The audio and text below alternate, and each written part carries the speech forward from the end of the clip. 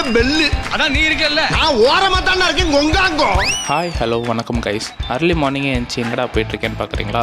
நம்ம பொங்கல் செலிப்ரேஷன் பண்ணுறதுக்காக ஒரு அழகான கிராமத்துக்கு தான் போயிட்டுருக்கோம். போகிற வழி ஃபுல்லாக பொங்கல் செலிப்ரேஷனுக்காக கோலம்லாம் போட்டுட்டு இருந்தாங்க. ஒரு வழியாக வந்தவாசி ரீச் ஆகிட்டோம். நம்ம இன்றைக்கி வந்தவாசி தாலுக்காவில் இருக்கிற ஒரு அழகான கிராமத்துக்கு தான் போயிட்டுருக்கோம். வாங்க அங்கே போய் நம்ம பொங்கல் செலிப்ரேட் பண்ணுவோம்.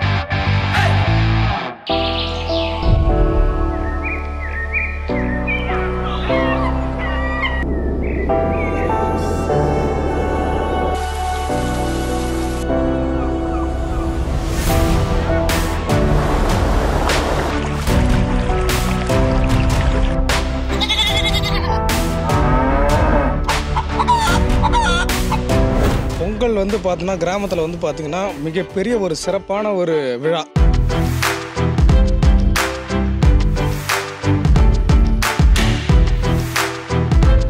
ஹாப்பி பொங்கல்.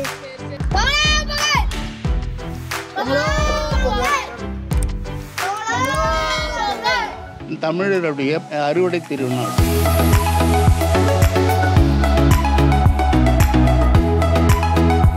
பொங்கல் திருவிழா 4 நாள் கொண்டாடுறாங்க. ஃபர்ஸ்ட் நாள் வந்து போகி பொங்கல். பழையன கழிதலும் புதியன புகுதலும். பயிரெலாம் நல்லா இருக்கு அப்படின்றதுக்காக இந்திரனை வணங்கணுன்றதுக்காக அது போகி. மறுநாள் பெரும்பொங்கல். பெரும்பொங்கல்ன்றது சூரியனை வணங்குறது. சூரியன் தான் உலகத்துக்கே படி அளக்கிறக்கூடிய ஒரு கர்த்தாவா தமிழன் நினைக்கிறான். சூரியனுக்குன்னு ஒரு தனியாக ஒரு வீடு கட்டணும். முதல் கடவுள் வந்து விநாயகரை பிடிச்சு வைப்பாங்க.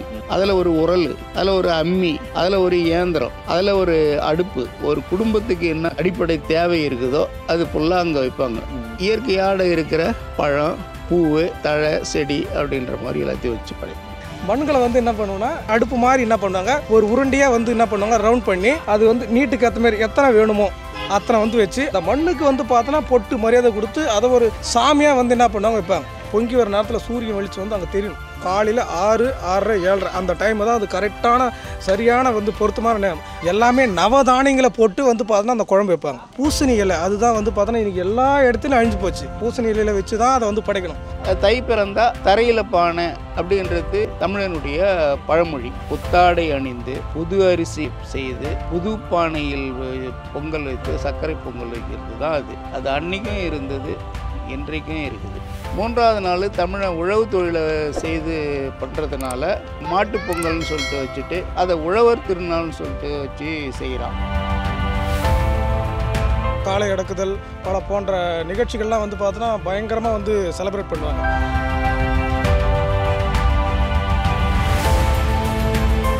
நான்காவது நாள் காணும் பொங்கல். அந்த காணும் பொங்கல்ன்றது ஒருவரை ஒருவர் அதாவது அன்பை பரிமாறிக்கொள்வது.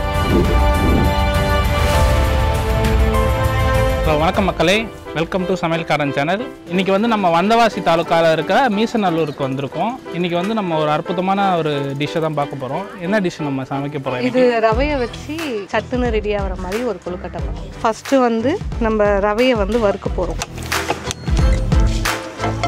2 ஸ்பூன் நெய் விட்டு ரவையை வறுத்துக்க போகிறோம். இது கொஞ்சம் லைட் ப்ரௌன் கலரில் கலர் சேஞ்ச் ஆனால் போதும். இது ஒரு பிளேட்டுக்கு மாற்றிடலாம். எந்த கப்பில் நம்ம ரவை எடுத்தோமோ அதே கப் அளவுக்கு வெல்லத்தை கரைச்சி வச்சுருக்கோம். 1 கப்பு ரவைனா இதில் 1.5 கப்பு வெல்லம் எடுத்து இது கொஞ்சம் கொதி வரட்டும். பாதாம் வந்து நெய்யில் வறுத்தும் போடலாம், இல்லை அப்படியே போடலாம். இளம் தேங்காவாக எடுத்து குட்டி குட்டியாக கட் பண்ணி நல்லாயிருக்கும், கடிச்சு சாப்பிடணும். இந்த தேங்காவும் பாதாமும் போட்டு ஒரு 5 நிமிஷம் ஆயிடுச்சு. இப்போ வந்து ரவையை ஆட் பண்ண போகிறோம். இது கெட்டியாகாமல் கிளறிட்டே இருக்கணும். நம்ம உப்புமா அந்த கேசரி எல்லாம் பண்ணுவோம்ல அதே மாதிரி தான். அவ்வளோ தண்ணி இருந்துச்சு. அப்படியே ரவை போட்டோம்னா இதுதான் நம்ம ப்ரெஷர் பண்ணிக்கலாம். இப்போ அடுப்பு ஆஃப் பண்ணிடலாம். கொஞ்சமாக ஏலக்காய் பொடியா எதுக்குன்னா அந்த வாசனைக்காக. கொலக்கட்டையை வந்து அவிக்கிறதுக்காக வந்து இட்லி பாத்திரம் வந்து தண்ணி ஊற்றி வச்சுருக்கோம். இது வந்து உருண்டை பிடிக்கணும். கையில் நெய் தடவிக்கிட்டு கொஞ்சம் எல்லாம் சூடாக இருக்கும் போது அதை வந்து உருண்டை பிடிக்கணும். ஒரு வாழையிலேயே இந்த சைஸில் கட் பண்ணிக்கணும். நெய் தடவிக்கணும். லைட்டாக நெய் தடவிட்டு இந்த உருண்டை பிடிச்சி இதில் வச்சு மடிச்சுட்டு இந்த மாதிரி ஒன்று ஒன்றா ரெடி பண்ணி வச்சுருக்கோம். இந்த இட்லி நம்ம ஊற்றுவோம்ல அந்த துணியிலே வச்சு அவுப்பாங்க. நீங்கள் இப்போ டிஃப்ரெண்ட்டாக வந்து இந்த கேரளா ஸ்டைலில் வந்து வாழை இலையில் வச்சு இது பண்ணுறீங்க. தண்ணி சூடு வச்சு இப்போ வந்து நம்ம இட்லி குண்டாவில் வச்சு அவிச்சு எடுத்துக்கலாம். பார்க்குறதுக்கு தான் சின்ன குண்டாவாக இருந்துச்சு, இவ்வளோ பெரிய தட்டில் இருந்தது. அப்படியே வந்து அந்த குண்டாவில் இறக்கிட்டோம். இப்போ வந்து அப்படியே மூடி வச்சிடலாம். 7 நிமிஷம் வெந்திருக்கும். அடுப்பு ஆஃப் பண்ணிடலாம். சுட சுட பயங்கரமாக ஸ்மெல் வருது. ஓகே மக்களே, அற்புதமாக வந்து நம்ம வந்து வேக வச்சு எடுத்துட்டோம். இப்போ வந்து இதை வந்து ஓப்பன் பண்ணி பார்ப்போம். கொழுக்கட்டை நல்லா வெந்திருக்கு. இது நான் டேஸ்ட் பண்ணுறதை விட இங்கே இருக்கிற சுற்றி பின்னாடி வந்து சின்ன பசங்களாம் இருக்காங்க. அவங்களுக்கு வந்து முதல்ல கொடுத்து அவங்கள டேஸ்ட் பண்ண சொல்லுவோம்.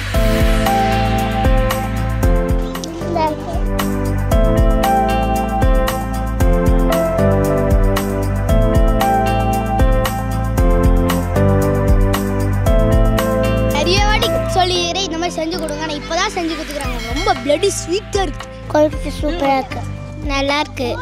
இனிமேல் சாப்பிட்டதே இல்லை நான். புதுசாக இருக்காங்க. இது வந்து அமேசிங்காக இருக்குது. இது வந்து நெய்லாக போட்டிருக்காங்க. வேறு லெவல், சூப்பர். அடுத்த டிஷ் நம்ம வந்து சுசியம் பண்ண போகிறோம். எப்படி பண்ணுறதுன்னு வாங்க போய் பார்ப்போம். வணக்கம்க்கா. வணக்கம். அவங்க பேருக்கா? சரண்யா. சரண்யா. ஓகேக்கா, நம்ம இன்றைக்கி என்ன டிஷ் செய்ய போகிறோம்க்கா? 4 இன்க்ரீடியன்ஸ் வச்சு செய்கிற சொய்யம் செய்ய போகிறோம். கடலைப்பருப்பு வந்து ஒரு 1/2 அன் ஹவர் ஏற்கனவே ஊற வச்சாச்சு. லைட்டாக சால்ட் ஆட் பண்ணிக்கணும். அது வேகிற கேப்பில் நம்ம வெல்லத்தை வந்து பாவு காய்ச்சி வச்சுக்கலாம். வெல்லம் முழுகிற அளவுக்கு தண்ணி வச்சுக்கலாம். வெல்லம் நல்லா கரைஞ்சிடுச்சு. விசில் போயிடுச்சுன்னு நினைக்கிறேன். ஆமாம், தண்ணியே இல்லாமல் அருமையாக வந்திருக்கு. இது நல்லா ஸ்மாஷ் ஆகிற அளவுக்கு வந்து விசில் விட்டுக்கும். ஆமாம். இப்போ இந்த வெல்லத்தை வடிகட்டியில் ஊற்றிக்கலாம். நம்ம வேணுங்கிற அளவு ஊற்றிக்கிட்டா இப்போ ரொம்ப ஊற்றிட்டாலும் தண்ணி ஆகிடும். நமக்கு இனிப்பு அதிகமாக வேணும்னா வெல்லம் இன்னும் கொஞ்சம் கூட ஆட் பண்ணிக்கலாம். ஃபஸ்ட்டு என்னது? மைதா. அரிசி மாவு 2 ஸ்பூன். கொஞ்சம் சால்ட்டு போட்டுக்கிறோம். மஞ்சத்தூள் வந்து கலருக்காக ஆட் பண்ணுறோம். இப்போ வாட்டர் ஆட் பண்ணி மிக்ஸ் பண்ணிக்கலாம். நல்லா அந்த பஜ்ஜி மாவு கன்சிஸ்டன்சி. இப்போ நம்ம நெய் கொஞ்சம் சேர்த்துக்கலாம். இல்லை, ஏலக்காய் பொடி ஆட் பண்ணிக்கலாம். இப்போ ஆயில் ஊற்றி நம்ம எண்ணெய் சூடாக்கிடலாம். ஆயில் ஹீட் ஆகிறதுக்குள்ளே நம்ம இதை ரவுண்டாக பால் செஞ்சு வச்சுக்கலாம். கையில் கொஞ்சம் கீ அப்ளை பண்ணிட்டு அதுக்கப்புறம் வந்து பால் போட்டால் ஒட்டாமல் வரும். இப்போ எண்ணெய் காஞ்சிடுச்சு. இப்போ வந்து நம்ம என்ன பண்ண போகிறோம்? இந்த உருட்டி வச்ச கடலைப்பருப்பு பால் எடுத்து இந்த மைதா மாவில் நினச்சி அதில் விடப்போம். இது இந்த மாதிரி மட்டும் தான் பொரிச்சு எடுக்கணுமா, இல்லைனா வந்து நம்ம பனியார சட்டிலையும் எண்ணெய் ஊற்றிட்டு நம்ம ரொம்ப டீப் ஃப்ரை பண்ண வேணாம்னு நினச்சா பனியார சட்டியில் போட்டு எடுக்கலாம். லைட்டாக ஃப்ரை ஆனாவே போதும். இப்போ எடுத்துடலாம். ஓகே மக்களே, இன்றைக்கி வந்து நம்ம அற்புதமாக வந்து சூன்யம் பண்ணி முடிச்சிட்டோம். இதை வந்து நம்ம டேஸ்ட் பண்ணுறதை விட இங்கே இருக்கிற மக்கள்கிட்ட கொடுத்து நம்ம டேஸ்ட் பண்ணி பார்த்துடலாம். சூப்பராக இருந்துச்சு. நான் கூட நல்லா இருக்காதுன்னு நினச்சேன். நான் இப்போ சூப்பராக இருக்கு. நல்லா இருக்கு. இது மாதிரி முன்னாடி சாப்பிடலாம். சூப்பராக இருக்குது.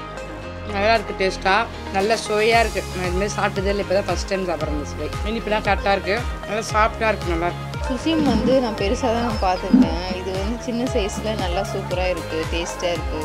சில்ட்ரன்ஸ்க்கு பண்ணி கொடுத்தா இன்னும் பெட்டராக நல்லா சாப்பிடுவாங்க. இது ரொம்ப சூப்பராக இருக்குது. இந்த மாதிரி இதுக்காக நான் சாப்பிட்டதே இல்லை. மறக்காமல் நம்ம சமையல்காரன் சேனலுக்கு லைக் பண்ணுங்கள், ஷேர் பண்ணுங்கள், சப்ஸ்கிரைப் பண்ணுங்கள்.